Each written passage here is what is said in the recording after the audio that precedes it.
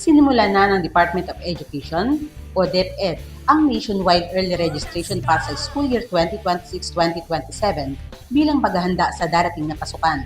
Batay sa opisyal na Facebook post ng DepEd, hinihikayat ang mga magulang at guardian ng mga batang papasok sa kindergarten, grade 1, grade 7 at grade 11 na makipag-ugnayan sa kanilang mga napiling pampublikong paaralan upang maitala ang kanilang mga anak.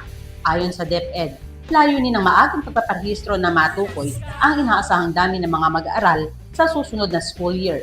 Makakatulong ito sa mas maayos na pagpaplano sa bilang ng guro, silid-aralan, learning materials, at iba pang kinakailangang pasilidad sa mga pampublikong paaralan. Isinasagawa ang early registration mula January 31 hanggang February 27, 2026, alinsunod sa DepEd Order No. 17 Series of 2025 na nagtatakda ng mga patakaran at proseso para sa aktibidad.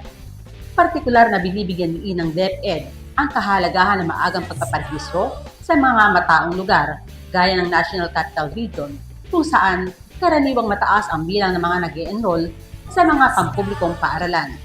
Pinapayuhan ng mga magulang at guardian na direktang makipag-ugnayan sa papasukang paaralan para sa schedule at mga kinakailangang dokumento. Para sa karagdagang detalye, maaaring bisitahin ang opisyal na Facebook page at website ng DepEd. Elsa Navallo para sa Balitang Unang Sigaw.